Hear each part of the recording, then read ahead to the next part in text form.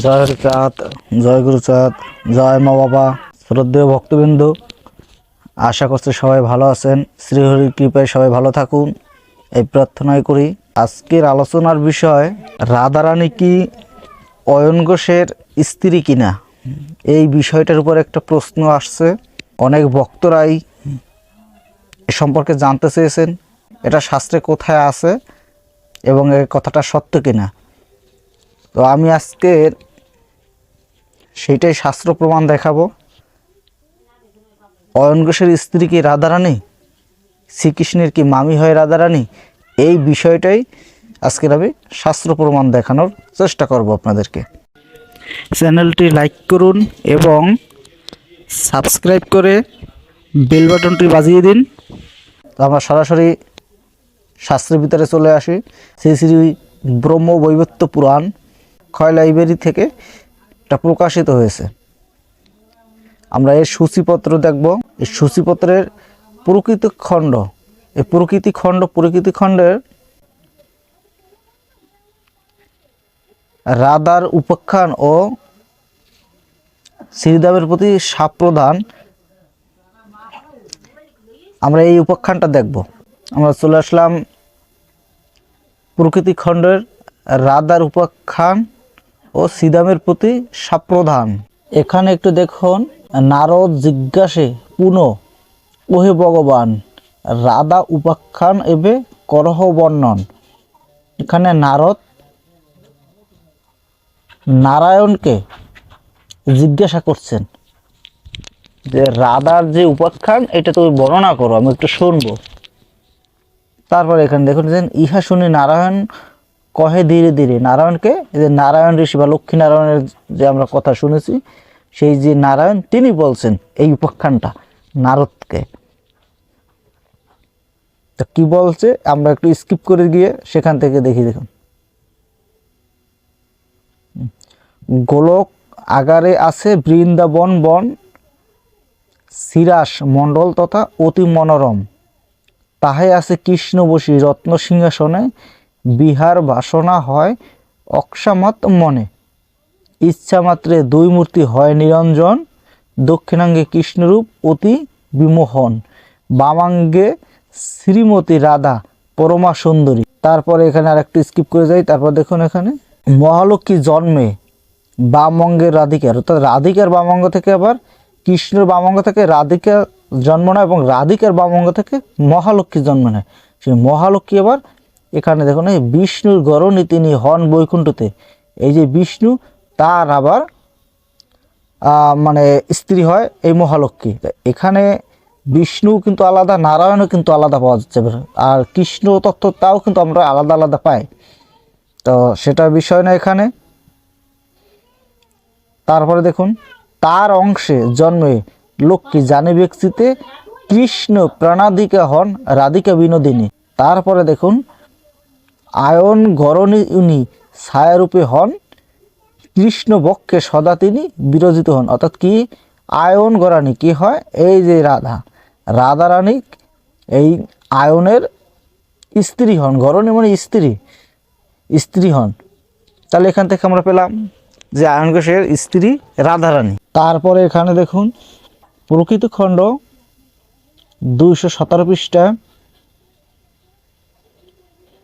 এদিকে রাধিকা সতী বৃষাবানু ঘরে, বিষবানু পত্নী নাম হয় কলাবতী, অক্ষামাত সেই ধনী হয় গর্ভবতী, বাতাসে হইল গর্ভ অতি চমৎকার, বাতাসে জন্মিল কন্যা রূপের আধার, পরম রূপসী কন্যা রাধা নাম ধরে, আয়নের সহবিবাহ হয় তারপরে। কি পেলেন এখানে, এই যে সেই যে কন্যাটা জন্মে পরম সুন্দরী কন্যা রাধা, এই রাধা নাম ধরে মানে জন্ম নেয়, আয়নের সহ তার বিবাহ মানে বিয়া হয় তারপরে। তো এখান থেকেও পাওয়া গেল যে আয়ন ঘোষের সাথে রাধারানীর বিবাহ হয়। তারপরে আর কোথায় কোথায় আছে, এখানে আর একটা দেখুন, এখানে মূল্যবান, এই যে আয়নের ভগ্নী মানে বোন বলা, বোনকে ভগ্নী বলা হয়, সেই যশোমতী হয় কৃষ্ণের মাতুল কাজে আয়ন নিশ্চয়। অর্থাৎ এখানে কি পেলাম, এই যে আয়ন ঘোষের বোন মানে ভগ্নী কে, এই যে যশোমতী, যশোদা। আর কৃষ্ণের মাতুল মানে আয়ন, আয়ন মানে মামা, মাতুল মানে মামা, এই যে আয়ন। এরপরে দেখব শ্রীকৃষ্ণ জন্মখণ্ড। এখানে শ্রীমতীর পরিবাদ কথন এবং শ্রীমতীর অন্বেষণে কুটিলার গমন, এই উপাখ্যান দুটি আমরা দেখব। শ্রীকৃষ্ণ জন্মখণ্ড। জটিলার নিকট কুটিলা কর্তৃক শ্রীমতীর পরিবাদ কথন। নারদের সম্বন্ধে কহে ঋষি নারায়ণ। বুঝলেন এখানে যে নারায়ণ ঋষি এই যে তত্ত্বগুলো রাধার বিষয়ে নারদের কাছে উনি বলছেন। তো সেখান থেকে এই প্রমাণগুলো আপনাদের দেখানো হচ্ছে। শুধু আপনাদেরকে প্রমাণটুকু দেখাবো যে রাধা আয়ন ঘোষের স্ত্রী, এতটুকুই আজকের প্রশ্নের উত্তরে এই ভিডিওটা করা। এখানে লক্ষ্য করুন আপনারা, কুটিলা বলছে এখানে, বলে গো মা দেখো তব বধূর ব্যবহার, সেই যে গিয়াছে কই দেখা নাহি তার। তাহলে এখানে কে? কুটিলা বলছে আয়ন ঘোষের মাকে যে সেই যে তোমার বধূটি সেই যে গেছে কখন, তার আর কোনো দেখা নাই। কোথায় গেছে? শ্রীকৃষ্ণের কাছে উনি গেছে, আর ওখান থেকে ফিরছে না, তার খোঁজ নেই। এটাই তার মাকে বলছে। কে এসে? কুটিলা। তারপরে দেখুন এখানে কি লিখছে, কতগুলো ভ্রষ্ট নারী একত্র হয়েছে, ছন্দ নাই নন্দসুতে বেটিতে গিয়াছে, কালোসরা রাধারে কি দিয়েছে মন্ত্রণা, এগর করিতে তার নাইগো বাসনা। তাহলে এখান থেকে আপনারা স্পষ্ট বুঝতে পারবেন যে এখানে অয়ন ঘোষের ঘরের কথা চলছে। অয়ন ঘোষের যে বোন কুটিলা, সে তার মাকে এই কথাগুলো বলছে এখানে রাধার সম্বন্ধে। তারপর এখানে দেখেন আমি স্কিপ করে নিলাম একটু। এই কুটিলা রাধাকে যখন পেল তখন রাধাকে কি বলছে? আমার কথায় তোর কি হইতে পারে, রাধাকে কুটিলা বলছে। তবে যা করিব আগে বলি গো দাদারে, একত্রে দরিয়া দোহে দেখাইতে পারি। একত্রে দরিয়া মানে এখানে কৃষ্ণের সাথে যে দেখা করতে যায় চুপি চুপি রাধা, সেটা কুটিলা দেখে এবং কুটিলা সেটা জানতে পেরে রাধাকে বারবার বারণ করে। বারণ করা সত্ত্বেও তিনি সেখানে যায়। তখন আর কি বলছে, তোমাদের দুজনকে একত্রে ধরে আমি দেখাইতে পারি আমার দাদারকে, সেদিনকে বসবা। এরকমের কথা রাধাকে বলছে কুটিলা, তার ননদ। তারপর দেখুন, তবে গো জানিবে আমি ননদই তোমারই, মন্দ কর্ম করে আর কোথায় আটনি, মর কালামুখী কালা কলঙ্গিনী। এরপরে উপাখ্যানটা দেখুন, শ্রীমতীর খেদোক্তি। এখানেও নারায়ণ বক্তা, নারায়ণ বলছে নারদকে। দেখুন এখানে আমি স্কিপ করে নিছি। এখানে আয়ন ঘোষের মা রাধাকে বলছেন এই কথাটা, হইয়া আমার বধূ হলি ব্যভিচারী আসুক আয়ন ঘরে বলে এই কথা। মানে আয়ন ঘোষের যে মা, তার কাছে যখন কুটিলা এসে বলো, তখন রাধা রাগনি যখন আবার ঘরে ফিরল, তখন রাধাকে ধরে আয়ন ঘোষের মা এই কথা বলল যে হইয়া আমার বধূ হইলি ব্যভিচারী আসুক আয়ন ঘরে বলি এই কথা। এরপরে গুমান করিয়া গুড়া মুরাইব মাথা, ইহা বলি মায়ে যে তিরস্কার করে। পেলেন এখানে যে এই যে আয়নের মা এবং তার বোন এই কথা তিরস্কার মানে গালিমন্দ দিচ্ছে রাধাকে। অনুযোগে শ্রীমতীর চক্ষে নিরে জ্বরে আপন মন্দিরে পরে প্রবেশ করে। অর্থাৎ এই কথা শুনে শ্রীমতী কান্না করতে করতে তার ঘরের ভিতরে গেল। তাহলে এখান থেকে আপনার পরিষ্কার বুঝতে পারলেন যে আয়ন ঘোষের স্ত্রী রাধারানী, আর সেই আয়ন ঘোষকে স্বয়ং যশোদার দাদা আয়ন ঘোষ। তাহলে এখান থেকে কৃষ্ণের মামি রাধারানী স্পষ্ট, কোনো ভেজাল নেই। যে ভক্তরা এই ভিডিওটি আপনারা দেখতে চেয়েছিলেন, আশা করি আপনারা উত্তরটা পেয়েছেন এবং দেখতেও পেলেন। তো আপনারা এইভাবে অন্যদেরকে দেখার সুযোগ করে দেবেন। তো এরপরে গিয়ে আমরা দেখি এই কৃষ্ণ জন্মখণ্ডের উপাখ্যানটা হলো আয়নের নিকট কুটিলা কর্তৃক শ্রীমতী রাধার শ্রীকৃষ্ণ অপবাদ কথন। দেখুন এখানে হেনকালে নিজ গৃহে আইলো আয়ন, আয়নে দেখিয়া তবে আয়ন ভগিনী মানে তার বোন বলে দাদা শুনো তবে রাধার কাহিনী। দেশ জুড়ে উচ্চমান ছিল যে তোমার, সে গর্ব হইল খর্ব গুণে সিরাদার। কেন হেন দুষ্ট নারী বিবাহ করেছিলে, জগৎ জুড়িয়া এই কলঙ্ক রাখিলে। অর্থাৎ তার বোন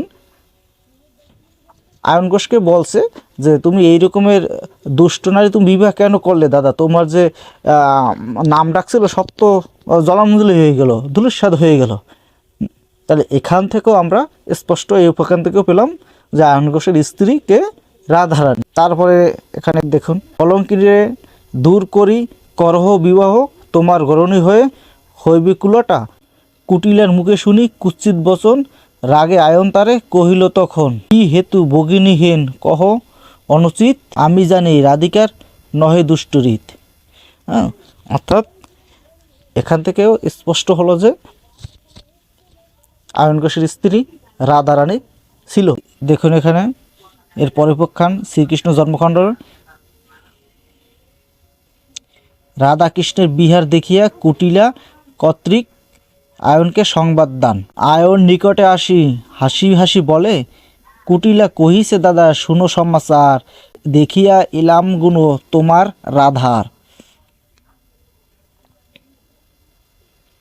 কহিলে তোমারে তুমি না শুনো শুনিয়া, আমারে করিয়া দোষী দেও উড়াইয়া। তোমার সোহাগে রাধে কিছু না ডরায়, সংকতে যে বন মাঝে বজে গো কালায়। নিত্য ওই দৌরত্তা দাদা না হয় সহ্যতা, সাধ্যি সতী পতিব্রতা বল যেই জনে, মর্ম জলে কর্ম তার দেখিলে নয়নে। তোমার আগ্রহ করে বধূটি তোমার, কি বলেন এখানে দেখছেন, এই যে স্পষ্টভাবে বধূটি তোমার কার, আয়নের, আয়নকে বলছে তার বোন কুটিলা। তারপরে এখানে দেখুন, নষ্টের নষ্টামি দাদা তুমি কি বুঝিবে, প্রত্যক্ষ দেখাবো সঙ্গে চলহ আপনি। শিষ্ট শান্ত যত তব রাধিকা রমণী, দেখিলে জানিবে যত সাধ্যি সতী রাধা।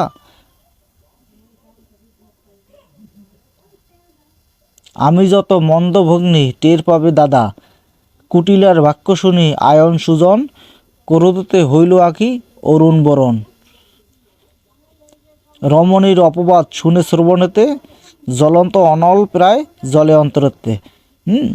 অর্থাৎ এইসব রাধার নামে এইসব কথা বোনের কাছ থেকে শুনে তার গায়ে জ্বালাপালা ধরে গেছে, তার শরীরে আগুন ধরে গেছে। তো শ্রদ্ধেয় ভক্তবৃন্দ, আপনারা দেখতে পেলেন ব্রহ্মবৈবর্ত পুরাণ থেকে যে রাধারানী শ্রীকৃষ্ণের মামি কিভাবে হন এবং আয়ন ঘোষের স্ত্রী ছিল রাধারানী। তো আজ পর্যন্ত, সবাই ভালো থাকবেন। জয় হরি বল।